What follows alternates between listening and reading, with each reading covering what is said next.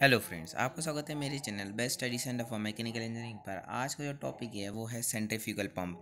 इस वीडियो में मैं आपको बताऊंगा कि सेंट्रीफ्यूगल पंप जो है वो कैसे, उसका क्या कंस्ट्रक्शन है और उसका क्या वर्किंग है। तो चलिए इस वीडियो को स्टार्ट करते हैं। तो सबसे पहले मैं आपको बता देता हूँ कि सेंट्रीफ्यूगल पंप जो है वो एक डायनेमिक प्रेशर पंप है, ठीक है। और इसकी कंस्ट्रक्शन क्या है, इसके अंदर सबसे पहले एक चीज़ होती है जो होता है एम्पेलर। ओके, तो ये एम्पेलर है। एम्पेलर जो है वो एक रोटेटिंग एलिमेंट है जो ऑलवेज रोटेट करता है।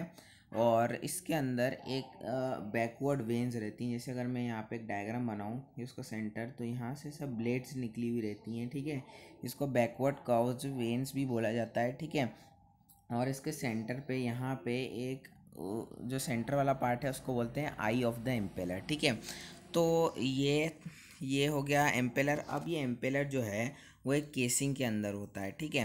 अब केसिंग के अंदर होता है, केसिंग भी दो टाइप की होती है, एक वॉल्यूट केसिंग और एक वॉर्टेक्स केसिंग, ठीक है। उसके बाद केसिंग के अलावा इसमें रहता है एक सक्शन पाइप, और सक्शन पाइप के नीचे स्टेनर और फुटवॉल रहता है, और एक सक्शन वॉल भी रहता है। उसके बाद एम्पेलर के फिर जो केसिंग है सेंट्रीफ्यूगल पंप की, उसके ऊपर रहता है डिलीवरी पाइप और एक डिलीवरी वॉल्व, ठीक है। तो अब ये देख लेते हैं कि इसकी वर्किंग क्या है। सबसे पहले तो ये जितने भी ये पूरा जो असेंबली है वो एक मोटर से कनेक्टेड रहती है। यहाँ पे ये जो है ये एम्पेलर है और ये बाहर की उसकी केसिंग है। अभी ये जो एम्पेलर है ये डायरेक्टली कनेक्टेड रहता है एक शाफ्ट से, जो शाफ्ट कनेक्टेड रहती है किससे, मोटर से, ठीक है। तो अगर मोटर जो है रोटेट करना स्टार्ट करेगी तो क्या होगा, एम्पेलर भी रोटेट करेगा, ठीक है। तो अब देख लेते हैं इसकी वर्किंग सेंट्रीफ्यूगल पंप की। तो अगर किसी भी चीज़ को हमको सक करना है ऊपर की तरफ, तो क्या करना पड़ेगा, उसका जो प्रेशर है वो एटमॉस्फेरिक प्रेशर से कम होना चाहिए, तभी जो है सक्शन पॉसिबल होगा, ठीक है। तो इसलिए यहाँ पे क्या रहता है कि at the eye of the impeller, मतलब जो एम्पेलर की आई है वहाँ पे जो है एक लो प्रेशर क्रिएट होता है, जिसके कारण जो है सक्शन होता है। उस सक्शन की वजह से क्या होता है कि जो पानी है वो ऊपर की तरफ आता है, ठीक है।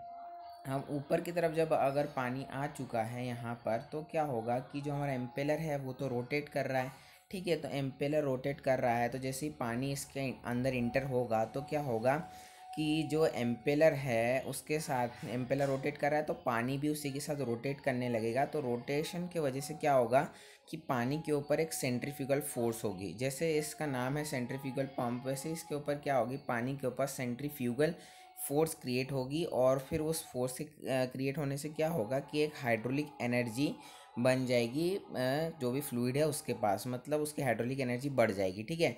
उसके बाद जो इसकी केसिंग होती है ये ऐसी डिज़ाइन की जाती है कि इसका एरिया जो है ग्रेजुअली बढ़ता जाता है। इसके कारण क्या होता है कि जो एग्जिट वेलोसिटी है वो कम हो जाती है, ठीक है।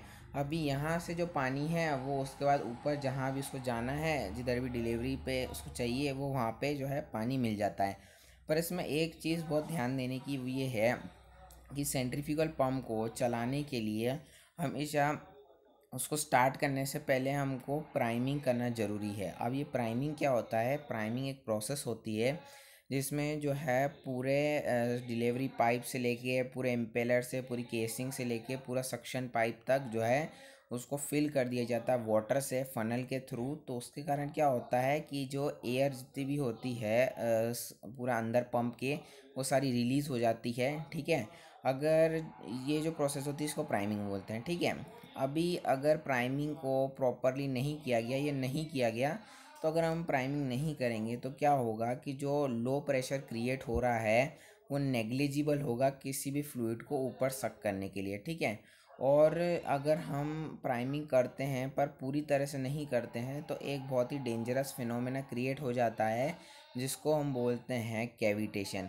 अब कैविटेशन एक ऐसी प्रोसेस होती है जिसके अंदर जो प्रेशर है वो वैक्यूम प्रेशर से भी कम हो जाता है। तो जो पानी है या जो भी फ्लूइड है वो क्या है, वो बॉईल होना स्टार्ट हो जाता है और उसके कारण वो एम्पेलर को डैमेज पहुंचा सकता है, ठीक है। तो हमेशा सेंट्रीफ्यूगल पंप को स्टार्ट करने से पहले हमको प्राइमिंग करना बहुत ही ज़रूरी है। इसमें एक चीज़ मैं बताना भूल गया, ये फुटवॉल और स्टेनर का क्या काम है।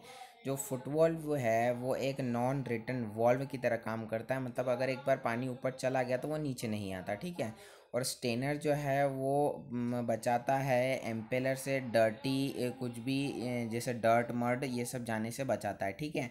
अब जो इम्पेलर हैं वो भी 3 टाइप के यूज़ किए जाते हैं as per the cloggy is your fluid. मतलब जितना ज़्यादा क्लॉगी फ्लूइड होगा उस हिसाब से जो है इसको बनाया जाता है, ठीक है।